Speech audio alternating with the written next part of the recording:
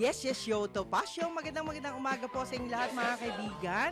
Sa ngalan po ni Attorney Ferdy Topacio, ako po si Miss Juvie de Guzman. Oh, yeah. Ayan, salamat po. Alam nyo ho, malakas ang ulan. Kaya pasensya na ho kayo, medyo iba yung ayos natin ngayon. Dahil alam nyo, pag ganito umuulan, kaya itago mo na lahat. Ayan, parang asama ng tingin sa akin ni Winner. Winner, okay lang. Hindi. Alam nyo guys, no, ngayon po kasi ay weekend. Yan, happy weekend daw sa inyong lahat. At syempre, kapag ganitong weekend, alam nyo na, medyo relax lang po kayo. At bagamat, kahit po Friday, marami hong mga good and bad. But, alam nyo ho, minsan, dun ho tayo sa mga good kasi lagi hong maraming blessing kapag may good news tayo dyan. Oh, Yan. yeah. At kanina po, gusto ko lang pasalamatan ang new friend natin, si Sir Mike, at saka si Micah Angeles. Yan, ang mag-ama, no? Kita nyo naman, kahit saan ako magpunta, may nakikilala ho tayo. Kasi yan ho ang blessing sa atin, ang pagkakaroon ng mga bagong kaibigan na sa tingin po natin ay marami hong magagawa sa lipunan yan. Importante ho kasi guys na tayo po ay merong mga positibong pananaw sa buhay. Para hong si si Juday at saka si Sir Drew Nasino, yan. Si Sir Dennis, may mga magagandang hinuhugot yan at yung kanilang hinuhugot na mga patama, ay yan po ay isang nakakabuti. Sabi nga po, nakakabuti ho yan sa mga nakakalimot yan. At this time, alam nyo naman ho, hindi ho nawawala ang balita ho at salamat po sa ating mga news writer. Yan, hindi lang po yan ha. Okay, samantala sa ngalan po na Yes, Yes, Yo, Topacio, dahil ngayon po ay A4, no? Ay, hindi A4, 22 ng Agosto. Ang A4, ibig sabihin alas 11:04 ng umaga. Ayan. Meron ho kasi yung 4 number na meron ho akong nabasa kanina. Yun yung naalala ko. But anyway, salamat din po kay Attorney Jess Paredes, kay Sir Jun Taban, sa mga NGOs na talagang kahit saan ako magpunta, nakikita ko yung mga butihing tao, no, mga voluntaryo yan, sila Louie. Salamat sa inyo Louie at syempre lahat ng mga friendship natin.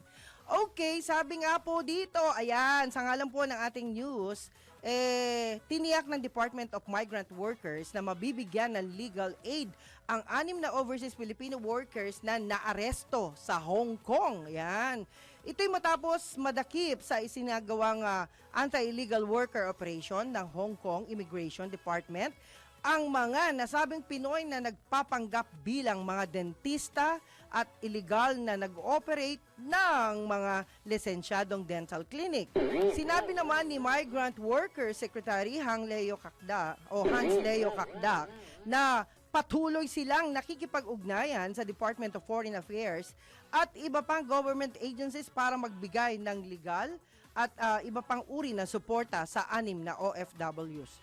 Grabe, no? Alam nyo, yan ho ang maling-mali. Yung gagawa ho kayo ng mga illegal, alam nyo, yung mga ganyang illegal ho, hindi ho yan tama. Pero sabi nga po, ano kaya ikakatwiran ninyo dyan? But syempre, dahil kayo po yung mga Pilipino, yan naman po hindi pababayaan ng ating gobyerno. Kahit saang bansa naman ho, 'di ba? Kapag kalahi ho kayo, ipagtatanggol pa rin kayo. Pero sana po iwasan na po natin ang mga ganyang gawain. Alam niyo nung ako'y nag-a-abroad, marami rin ako na-encounter na ganyan. At sabi nga po, ay meron hong mga iba naman bintang lang, 'di ba? Yung mga bintang-bintang, yan ho, delikado rin yan. Yung mga pag napagbintangan ka, medyo kailangan meron kang magaling na mga legal expert yan. At of course, mamaya po antabayanan nyo ang ating bisita sa Himpapawid. Mamaya po malalaman po ninyo at importante rin po, meron ho tayong mga kausap na nakakaintindi po ng mga legal yan. At hindi lang yan mga kaibigan dahil sabi nga po alam niyo naman ang Department of Migrant Workers tagapagtanggol ho yan ng mga OFW yan. This time hindi samantala mga kaibigan, hindi na iwasang mapansin ni Pangulong Ferdinand Marcos Jr. ang kalidad na lansangang dinadaanan niya papuntang Barangay Piel sa Baliwag, Bulacan kung saan, grabe, personal niyang sinadya ang isang flood control ghost project. Ghost project. Naku, marami mumu ba doon? Marami bang multo doon? Ayan. Bagamat sentro ng isinasagawang ambush interview ang patungkol sa anomalya ng mga flood control project, mismong ang Pangulo, okay ito mismong ang Pangulo na ang voluntaryong nagbanggit hinggil sa kalsadang kanilang tinahak papuntang Barangay Fiel. Ayon sa Pangulo, sira-sira ang ipinatong na aspalto na anyay kapansing-pansing manipis. Yan. Hindi lang ho dyan sa probinsya, alam nyo ho, President, dito ho sa NCR din. Yan din ang problema natin, di ba? Yung mga patsi-patsi, tapos matatanggal pag umulan ng malakas, siguro ho, ang quality ng paggawa, yan ho ang ating pansinin yan, quality ng paggawa. At next time, wag na natin kunin yung mga contractor na hindi magaling gumawa ng matibay na kalsada. At sana baguhin lang ho yung batas, no? Wish ko lang yung batas na kung meron lang, no, sa Kongreso o sa Senado na makakagawa ng batas na kapag pumalpak ang proyekto ng gobyerno doon sa kanilang inatas na gawain, wag nyo na hong kunin. Yan. Importante ho kasi is maganda ang quality ng trabaho. Nakakahiya po sa ibang mga... Tsaka, kung sakali man, di ba? Sabi nga po, yung iba parang kailangan ubusin yung budget di pwede na lang natin gawing pandagdag doon sa mga kakulangan sa taong bayan, di ba? Pandagdag doon. Halimbawa, kung sakali lang ito, malay nyo, di ba? Marinig tayo ng mga kinauukulan. Ang importante lang ho dyan, kung sakaling may sobra kayong budget na panggawa sana, siguro, ang gawin nyo na lang, siguraduhin lang ho ninyo matibay ang inyong ipapagawa na proyekto. Yan. Kasi alam nyo ho, kapag walang gabay din ng mga, sabi nga, kontratista, no? Kayo ho, mga kontratista kayo po ang dapat nagmamantine ng mga tao ho ninyo. Baka naman yung tao ninyo, patsi-patsi rin kung kunin ninyo. May mga ganon, di ho ba? Pansinin ho natin yung mga ganon. Sana po ay magtulong-tulong tayo. At siguro, ang gawin na lang kung may sobra man, no, na pera para dyan sa proyekto na hindi naman talaga naubos, siguro maganda ibigay natin uli sa DBM at yun ay gamitin para sa pambawas utang ng bansa, di ba? Yeah. Maganda yan. Alam nyo, pag meron ho tayong mga bagay-bagay na pwede ho natin gawin, yun nga, pambayad sa utang, okay yun mantakin ho ninyo. Ang dami, meron na namang malaking trilyones. Trilyones na hiniram ang bansa natin. Alam nyo, babayaran pa ho yan ng mga taong hindi pa ipinanganganak. Okay? At bagamat sabi nga po, sentro ng isinagawang ambush, ito na nga ho yun. Nakakahiya, no? Yung Pangulo pa ang tumingin. At pag sinabi niyang ito po ay hindi maganda ang pagkakagawa, naku, mahiya na ho tayo. Yun na ho yung sinasabi ng Pangulo. Mahiya naman kayo. Yun. Mahiya naman kayo. O, diba? Kasi kung ganyan naman na nagtrabaho nga kayo, ginamitan nyo ng bilyon o milyong halaga ang proyekto na yan.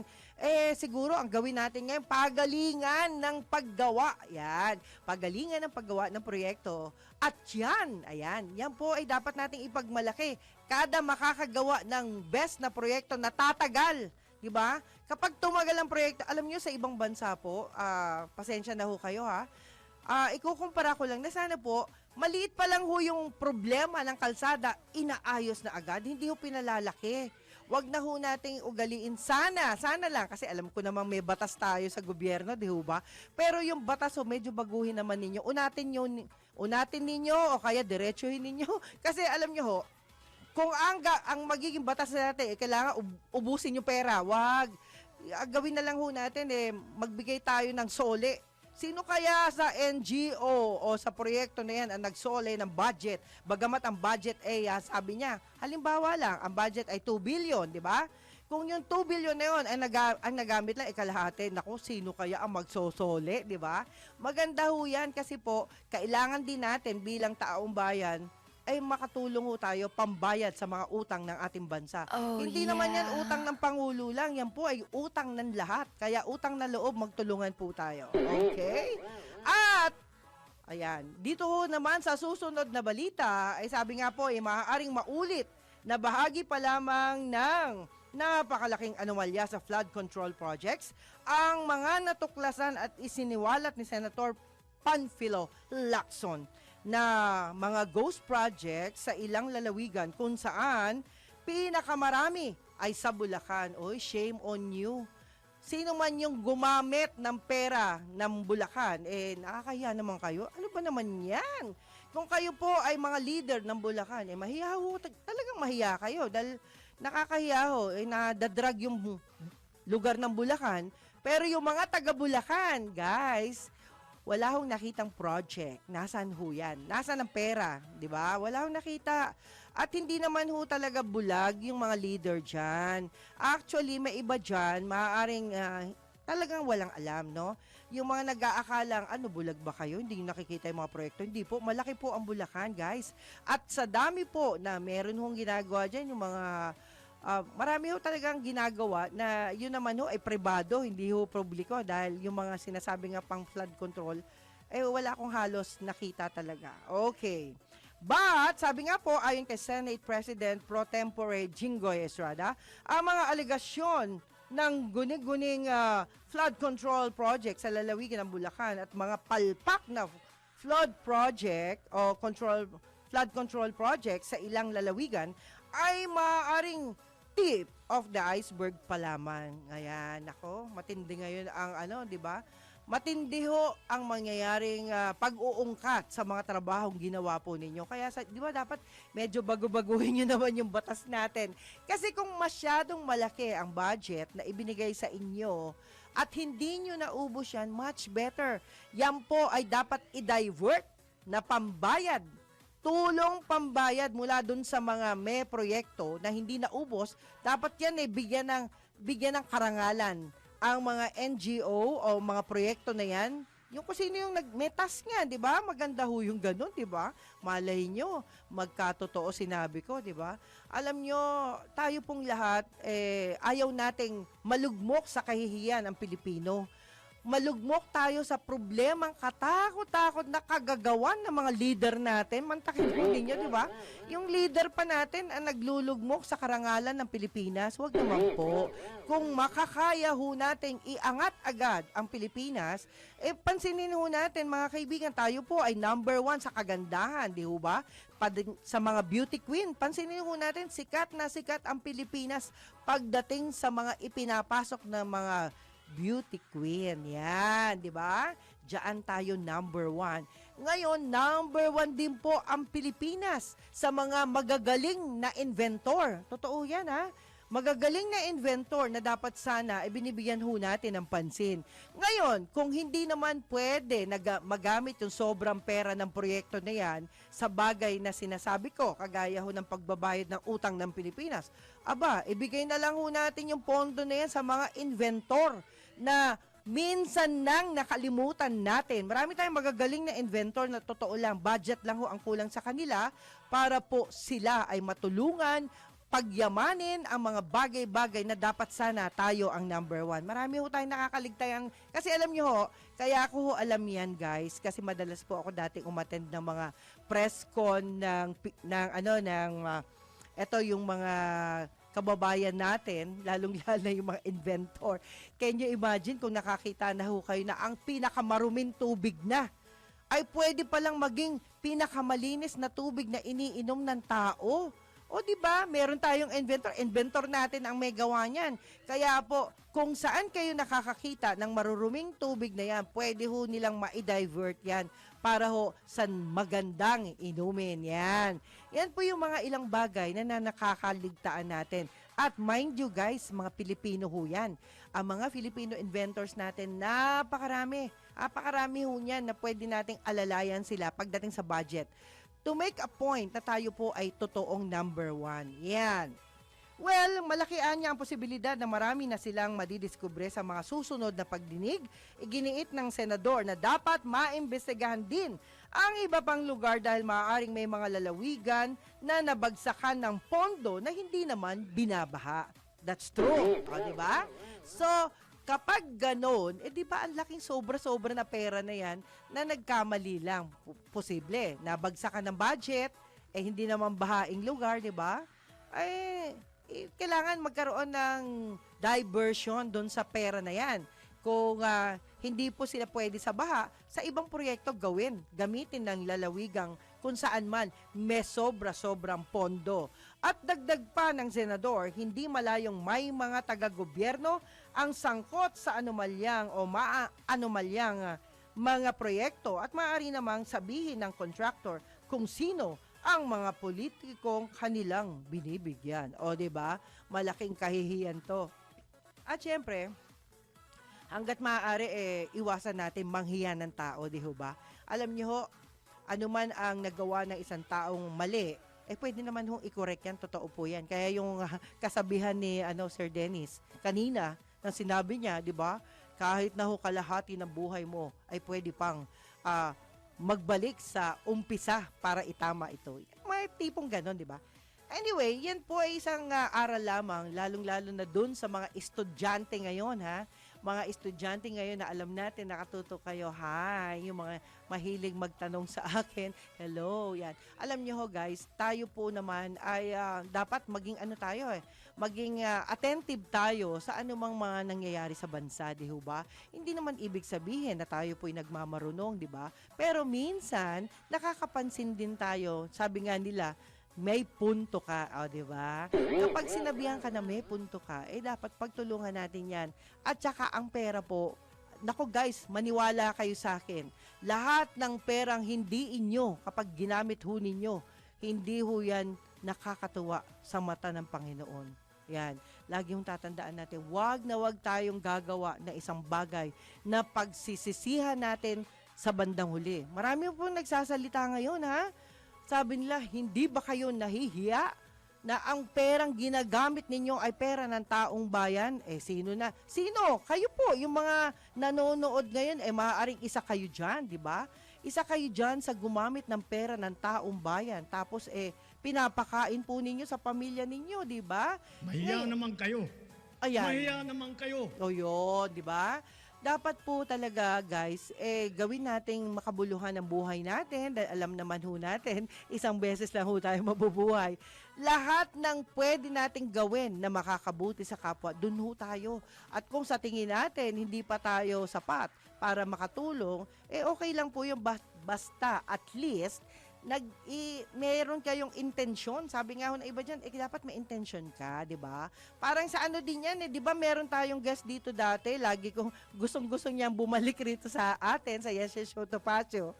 Yan po yung guest natin na si Ronald Gadayan. Yan, si Ronald. Talagang, ewan ko, nakakatuwa siya kasi sa dami ng mga tao sa NAIA, di ba, sa airport, can you imagine, sa kanya lumalapit ang blessing. Siya ang nakakapulot. Pag siya ang nakakita at nakapulot ng mga naiiwanan sa CR ng airport, ayan, asahan po ninyo o kaya naman doon sa mga labas na kanyang nililinis, parang ganun ho. Siya po ang kauna-unahang gumagawa ng good example. Ang katwiran niya guys, ha. Ito po dapat maging katwiran nating lahat Hindi lang ho siya. Ang katwiran, bakit kukunin yan? Hindi naman akin yan. Kaya pag may nakita kayong bagay na hindi inyo, wag na wag niyong kukunin, di ba? Yeah. Wag na wag ninyong pag-iinteresan, di ba? Alam niyo ho, mas maganda ho ang balik niyan. Lalong-lalo na kung kayo po ay may mga anak. Siyempre, ipagmamalaki kayo ng inyong mga anak, yan. Kaya si Ronald Gadayan, tuwang-tuwa siya sa ginagawa ko sa kanya. Kasi po, bihira po kasi ang napapansin, Napapansin na tayo po ay merong magandang intensyon sa kapwa. Hindi po natin piniperahan yung mga iniimbita natin dito, kundi ipinagmamalaki natin kung ano ang magagawa nila para sa bayan. Kaya mamaya, eto na, etong break natin, mamaya, maririnig natin ang isang, sa tingin ko ay buting tao kasi ito po ay kasama ko dati sa Rotary Club of Malate. Yan. Intramuros. Yan. At ito po yung matagal-tagal na rin nating nakasama at may pagmamalaki ko ho. Yan. At hindi lang po yan mga kaibigan. Ito, walang katapusang balitaktakan ukol sa sa flood control project, 'di ba? Maraming mga ghost na ay, grabe talaga. Nakakatakot, no? Kung iisipin po natin, ang dami po nating mga kababayan ang nawalan ng tahanan nang dahil po sa labis na pagbaha. ang dami po nating mga kababayan na nawalan ng mga alaga, di ba? Mga alaga na kanila ring pinagkakakitaan, kagaya ng kambing, kalabaw, baka, at marami pang iba. Alam nyo guys, kung tutuusin, ang pera po, kinikita yan. Pwede namang kitain yan sa tama. Bakit natin kailangan nakawin ang isang pera na para sa proyekto ng ating bayan, di ba? Kaya po, bilib din po ako dun sa mga tao na yung mga naiimbestigahan at nasasabi nila kung ano yung mga dapat at di dapat, di ba?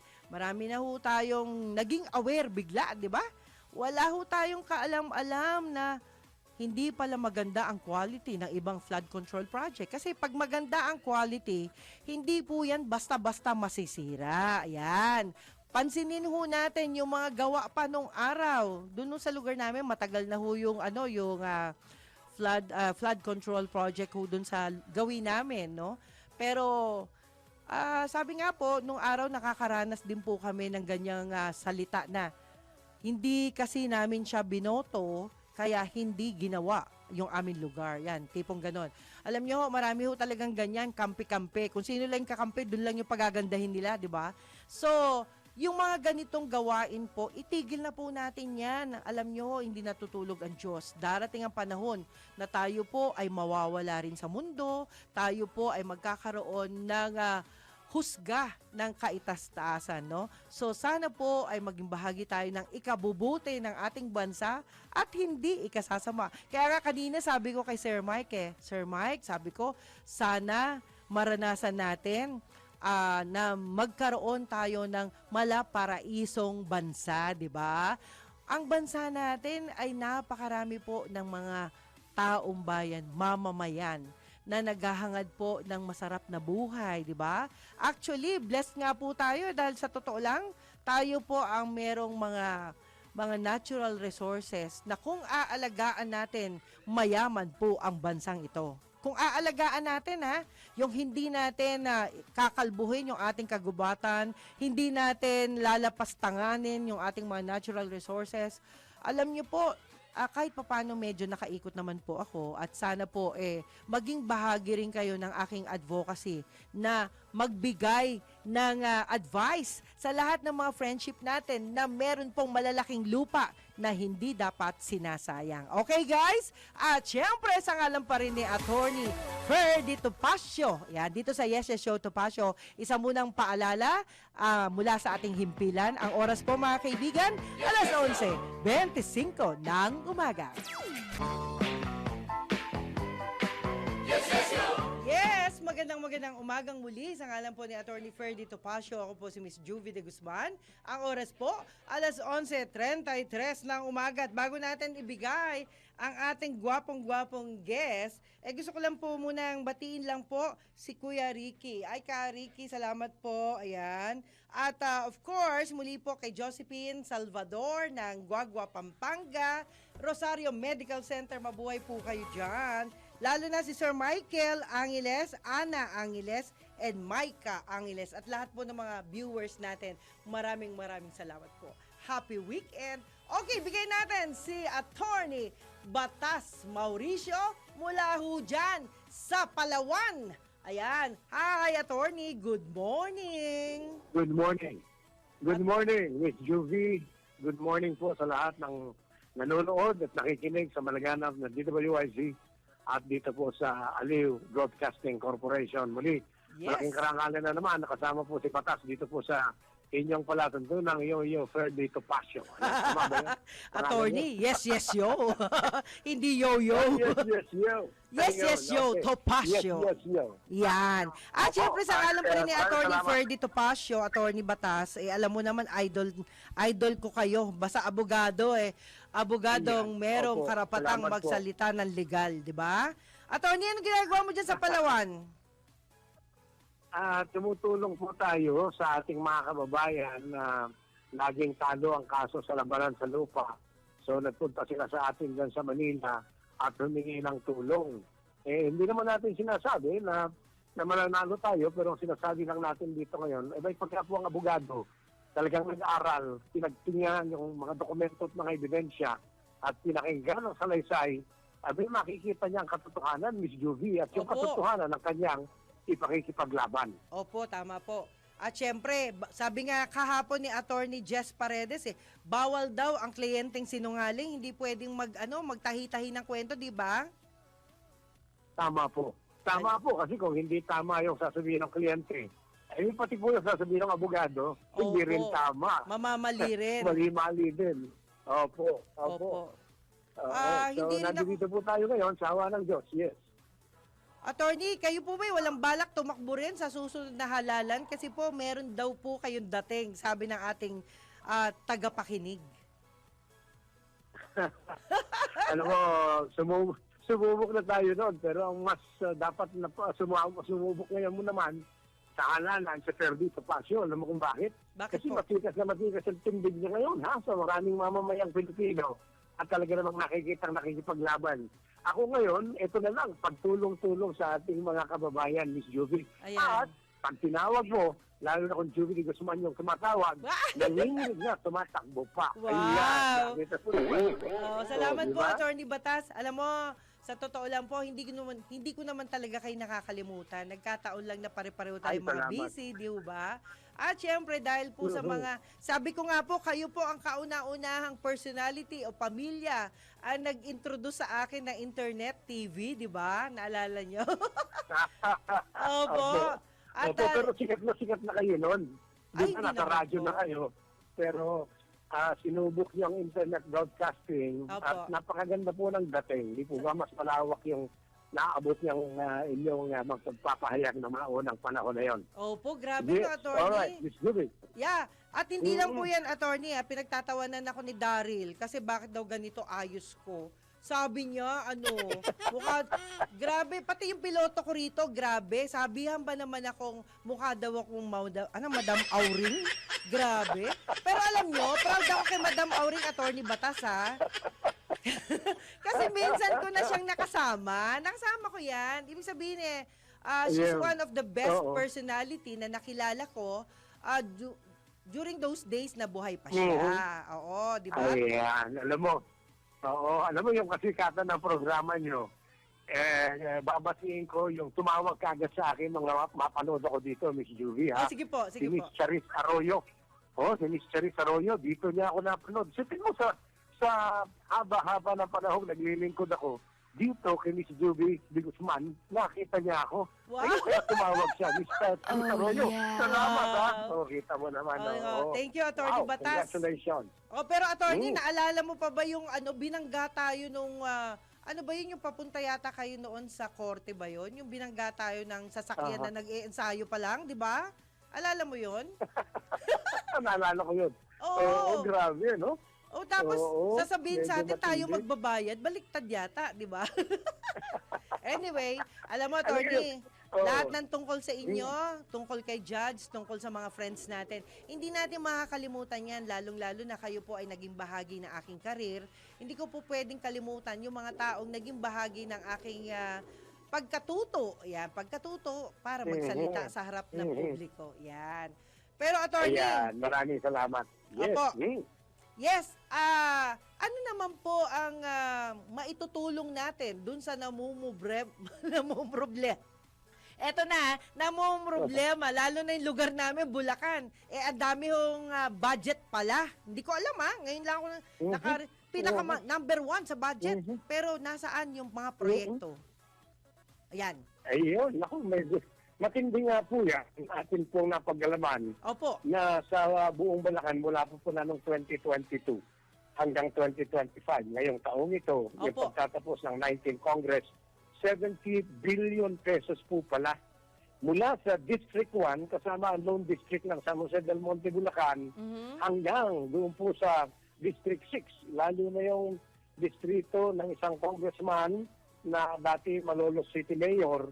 Abay, isipin mo, 9 billion po yung kanyang nakuha. Pero doon po sa distrito na yan, ay nandoon yung pinuntahan ng Pangulong Marcos na ni isang hollow block, wala pong itinayo. Isipin nyo, 9 billion pesos with Juvie. Pero alam mo, Attorney ang Batas, Oo. yes, Alam mo, Yes, Attorney opo. Batas, nung nangangampanya si Pangulong Bongbong Marcos, naalala ko, andun po ako sa San Jose del Monte, Bulacan, nakatayo po ako doon dahil meron po akong bibilhin sa lugar na yon. Tapos, nakita ko, parang parang si Pangulong Bongbong Marcos lang ang walang masyadong sumisigaw. Alam mo yung mga gano'n, di ba? Nung moment na yon, yung unang pagtakbo niya, walang sumisigaw sa kanya. Ibig sabihin, walang masyadong fan. Tapos nung nag-ikot ako dun sa Bulacan na yon, wala rin siyang mga streamer doon, wala rin siyang mga ano. Yun. Pero ngayon, nakita niya ang dahilan. Presidente na siya ngayon, di ba? Ayan, Attorney Batas, ano ba ipapayo natin sa mga leader na nandoon sa lugar na yon?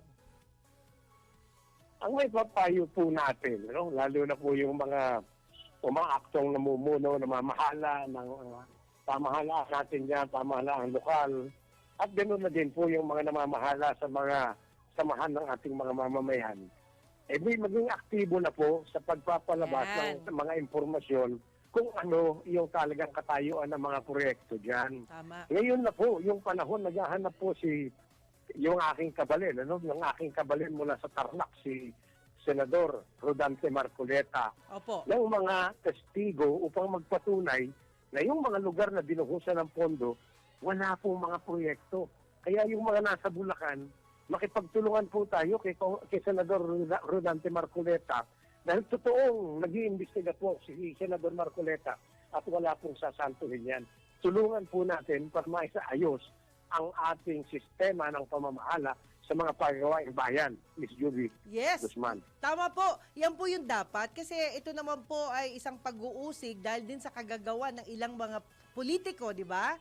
At sana po ay ano man yung sistemang nangyari noon, this time na, umpisahan na natin ang tama na walang mangyayaring kaguluhan, di ba, Attorney?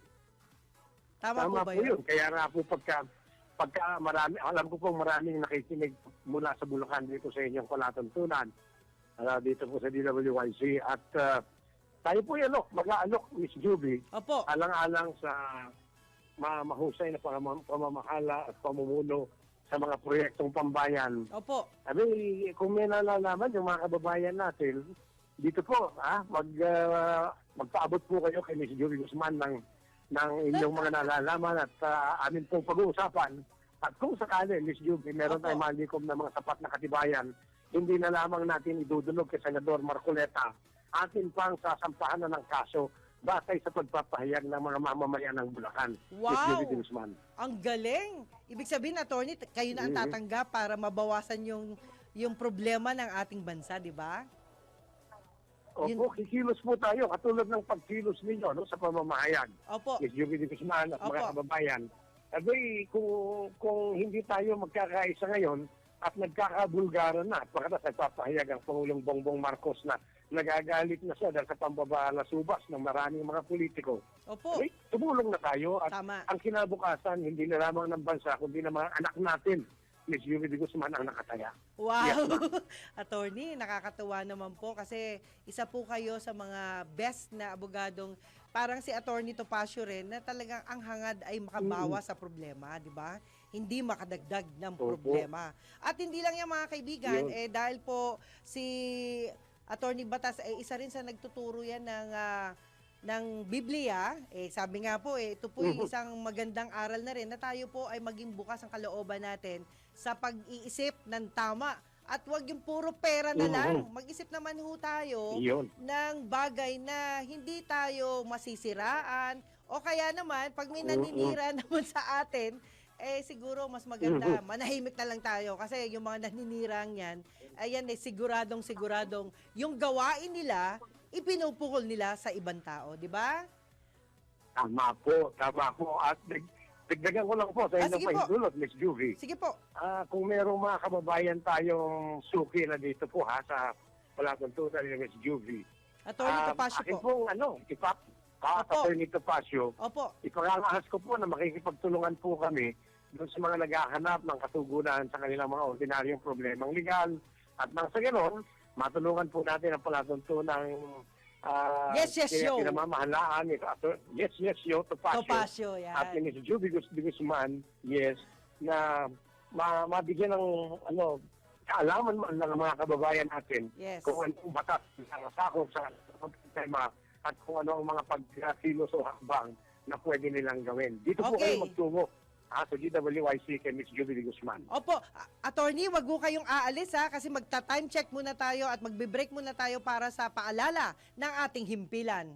Okay, ang oras po sa ngalan ni Attorney Ferdy Topacio, alas 11:45 ng umaga.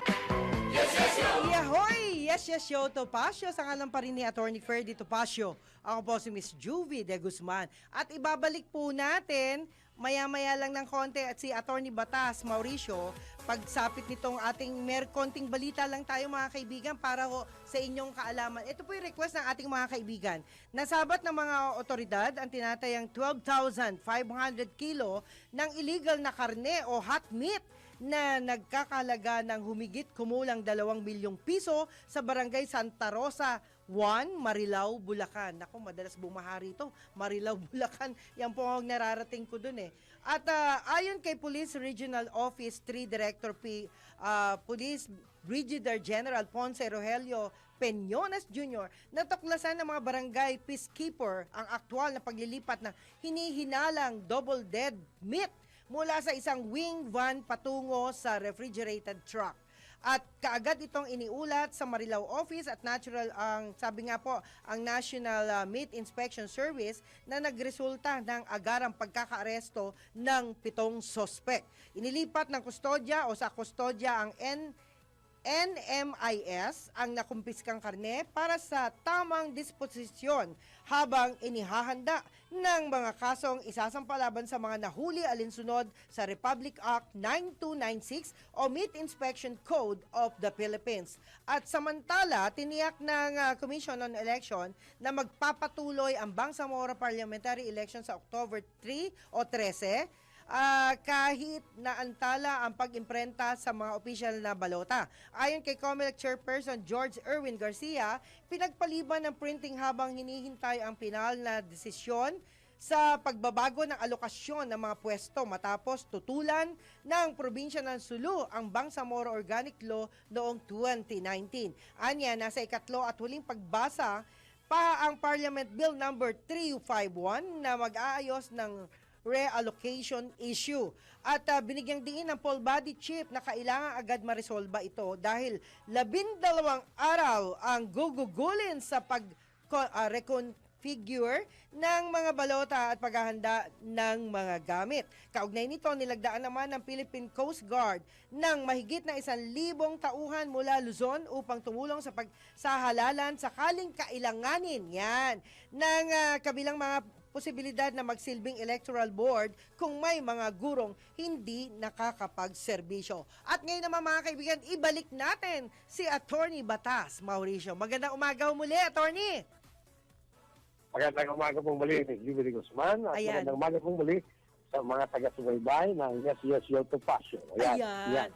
Oy, Attorney Batas, kayo po Yan. ba dahil sa dami ng ginagawa ho nyo ngayon, may time pa ho ba kayo sa inyong pamilya?